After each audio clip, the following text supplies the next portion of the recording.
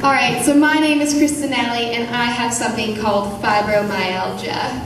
It's basically a big name for overactive nerves. Basically what it is just overall pain all over your body. It's like if you work out for 10 hours and go on like a 10-mile run, that feeling you get for the next couple days, that's 24/7. And I'm telling this story because I was diagnosed with it 2 years ago from this time, October, September of my sophomore year.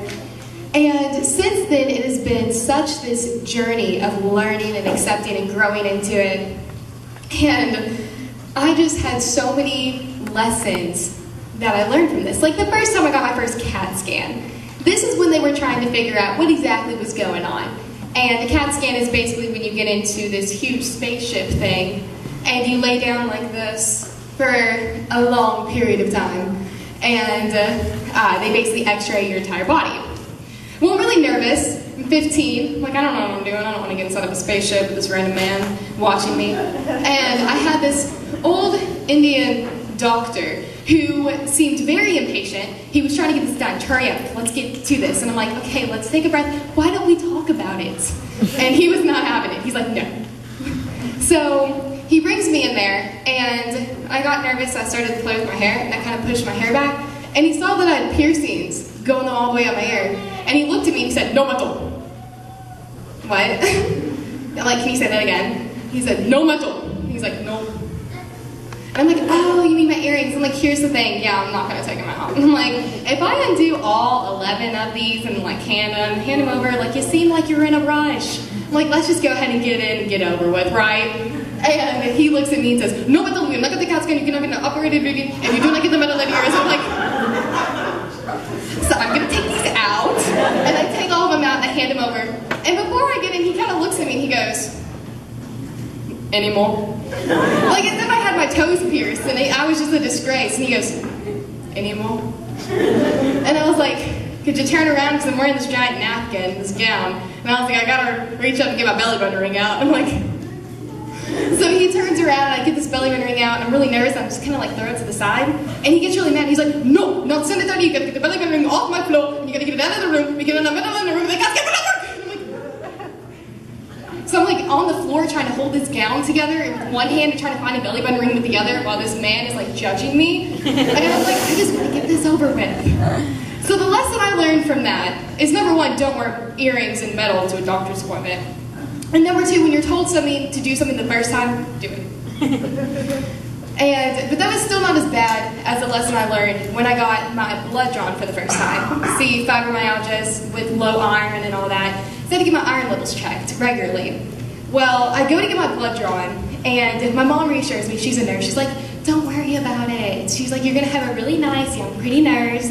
She's like, it's gonna be really fast, and then like we'll probably go get Taco Bell afterwards. And I'm like, okay. Like they really have suckers at the front desk, like we're good. So this woman walks in, and I shouldn't even say walks in, I should say stomp in. And it's this big nurse, and she comes in and she's like, and I'm like, okay, this is gonna suck.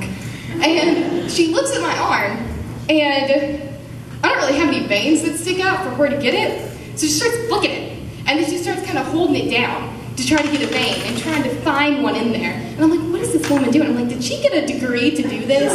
I'm like, do we really know if she's certified? Can I get another? Is there like a refund thing that we're doing here? Like, are we paying her to do this? So she finally finds the vein, and she kind of like holds my face off because I'm like trying to watch her do this, and she knows I'm going to be one of those kids that screams. And she holds my face off, and she's like, don't look. I'm like, if you say so. So I pull my arm out, and she starts to do it, and I'm curious. I'm like, I want to know, like blood is leaving my body right now. Like I kind of want to see this happen. So I kind of like look over my eyes, and then I kind of like do the head thing where I kind of like, and I look over and I see it, and I kind of like jerk a little bit, and the needle kind of jerks, and she kind of jerks, and she yells and she goes, no! And grabs my face and puts it over to the side. And I'm like, okay, that was wrong. Here we go again. And we didn't get enough blood the first time. Here we go, round two, other arm, here we go. And I learned from that one that if you're gonna get your blood drawn, don't jerk and don't look. And I had one more little thing that I learned when I went and saw my fibromyalgia specialist, whose name is Dr. Stickler. And he worked with children in the children pediatric care, and he hated children. He's one of those doctors that just despise children and their medical problems. And he also was not having any of the crap I gave him today. So he handed me another napkin to put on and said, here, put on this and just, shout my name whenever you're done. So I put on the large napkin and I kind of stick my head out the door and I'm like, Dr. Stickler, like, yo, I'm done, dressed. And he's not responding and no one's there except for kind of nurses at the end of the hall. I'm like, again, no back to this. I'm not walking down that hallway. So I kind of sit there and I'm like, Dr. Stickler. And when I stepped out too far and that door shut, that's when I realized my mistake. So I kind of like put my back up to the door as much as I could and was kind of like, Dr. Stickler, help. This nurse came around the hallway and she's like, oh honey, did you get locked out? I'm like, yeah, just a little bit. And so she opens the door and lets me back in and I learned another lesson. Just like when you try on something at the store in the dressing room, the door's locked. Okay, don't step on it. But having fibromyalgia and going through high school and having something that most older people have, not really as much younger people, it's something that you have to learn and adapt to, and it's something that's completely possible to do. And as long as you look at the brighter side of things and appreciate the journey.